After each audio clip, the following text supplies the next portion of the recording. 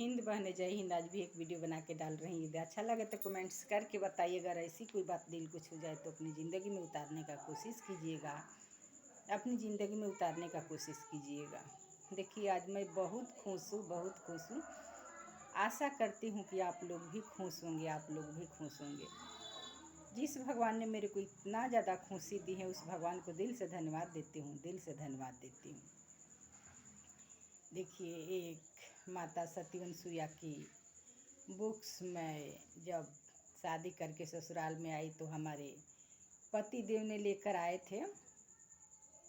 छोटा सा बुक था, उसको मैंने पढ़ी और बार बार पढ़ी, एक बार नहीं बार बार पढ़ी। उसमें एक नर्मदा नाम की युवती हैं जो एक कुष्ठ रोगी से उनकी शादी हो जाती है। वो पैर से चल नहीं सकता है, उनको भगवान मानकर वो सेवा करती हैं और उनकी सेवा से, उनकी भक्ति भाव से, भक्ति भाव से वो कुष्ठ रोग उनका अच्छा हो जाता है, अच्छा हो जाता है। वो युवक, वो लड़का पहले बहुत अच्छा रहता है, बहुत अच्छा रहता है शरीर से, पर उनका स्वभाव अच्छा नहीं रहता है। वो उनकी पहली बीवी भी थी जिनको एक उल्टा स्त्री के चक्कर में पड़कर, उल्टा क्या, वो देह व्यापार करने वाली एक स्त्री थी जिनके चक्कर में पड़ के अपना बीवी बच्चे भी थे, बीवी बच्चे को सबको भूल गए थे। और उन पे जो धन दौलत था वो धनवान भी थे, सब कुछ उनके पास था, शरीर भी अच्छा था, सब कुछ उल्टा स्त्री पे लुटा दिए थे, सब कुछ उल्टा स्त्री पे लुटा दिए थे। धन दौलत तो खत्म ही हो गया, धीरे धीरे उनके शरीर भी खत्म हो गई, शरीर भी खत्म हो गई और बीमारियों से जकड़ गई, बीमारियों से जकड़ गई। फिर पैसा न रहने पे भी उस उल्टा स्त्री के पास गए तो क्या वो सिर्फ उस स्त्री के पास थोड़े ही जाते थे, वैसे वैसे उनके जैसे जैसे बहुत सारे लोग वहाँ पे आते थे जो अपनी बीवी बच्चे को ध्यान न रख के अपना हौस मिटाने वहाँ पे जाते थे, अपना हौस मिटाने जाते थे।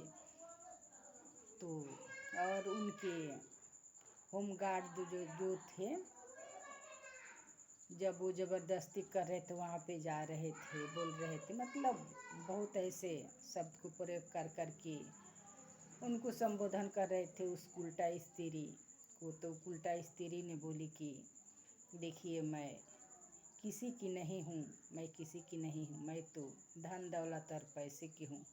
जब तक आपके पास पैसा था तब तक मैं आपकी थी, और अब आपके पास पैसा ख़त्म हो गया है, इसलिए यहाँ का ये बदनाम गली का रास्ता भूल जाना अच्छा रहेगा। फिर वो 3-4 मंजिलें ऊपर रहती थी, वहाँ पे, वहाँ से उनके गुंडों ने नीचे फेंक दिए उसको उठाकर, जिससे और उनका बदन जख्मी हो गया, बदन जख्मी हो गया। ऐसी घटनाएं उसमें लिखी हुई है, उसमें लिखी हुई और सच भी है। अपने कर्मों का फल हर किसी को मिलता है, हर किसी को मिलता है। फिर जब उस युवती ने उस युवक को पति रूप में स्वीकार की तो उनकी भक्ति भाव और सेवा से उनका कुष्ठ रोग अच्छा हो गया।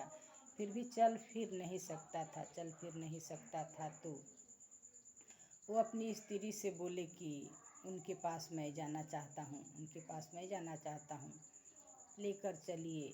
तो अपने पीठ पर बैठा कर लेकर जाती हैं। तो रास्ते में मांडव्य मुनि सूली पे चढ़ाए गए थे।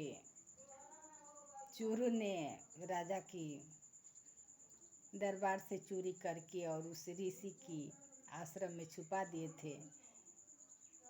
ऋषि को चोर न होते हुए भी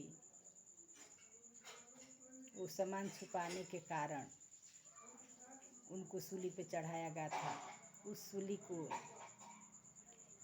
जब किसी ने स्पर्श कर देते, उसको हिला देते, तो ऋषि को बहुत ज़्यादा कष्ट होता था। तो अंधेरे में उस युवती ने उनको पीठ पे बैठा कर लेकर जा रही थी उसी रास्ते से।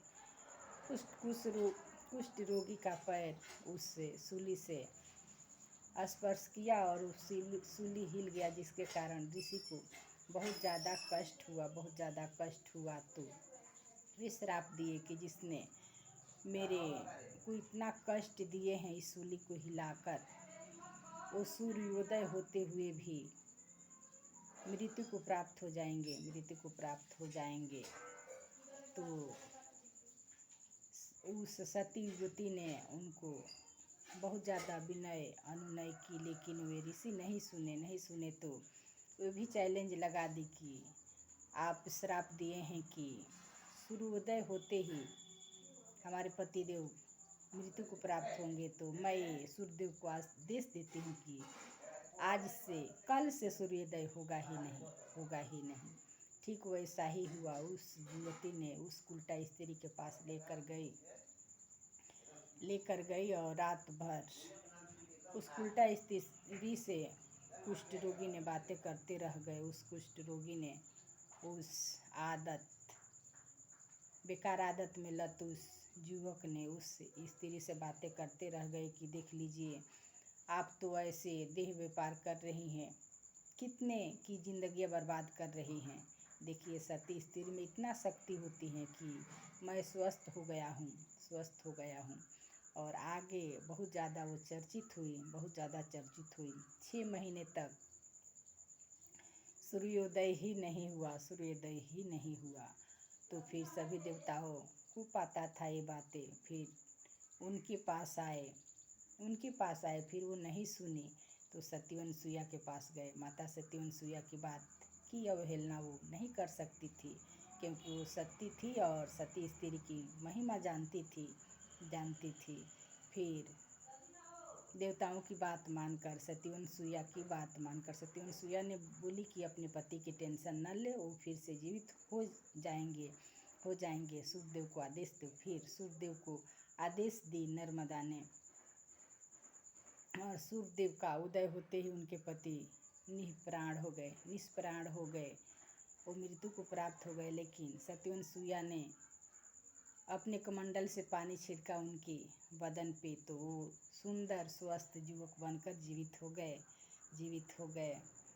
तो ऐसी होती हैं सती स्त्रियाँ की महिमा ऐसा है। और ये बात सच भी हैं। रियल जिंदगी में मैं सती स्त्रियों के विषय में बताऊंगी, सती पुरुष के भी विषय में बताऊंगी। तो ये तो इतिहास हुआ, लेकिन आज भी ऐसी बातें उभर कर हमारे सामने आती हैं। तो आगे मैं इसके विषय में चर्चा करूंगी। और पुरुष जो दूसरी औरतें में मन लगाते हैं, अपनी पत्नी को छोड़कर, अपने बाल बच्चे को छोड़कर, उनसे भी ये निवेदन है कि ऐसे ही दशा आप कभी होगी।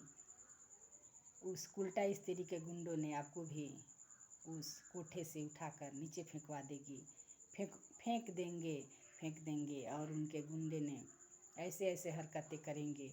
फिर सती स्त्री की महिमा ऐसा होता है, सती स्त्री का महिमा वैसा होता है। तो क्या हम नहीं वैसे बन सकते हैं। आज भी ऐसी बातें उभर कर आती हैं, ऐसे कथाएं हैं और इतिहास से जीवनी भी हैं, जो मैं आगे बताऊंगी। बस इतना ही। जय हिंद।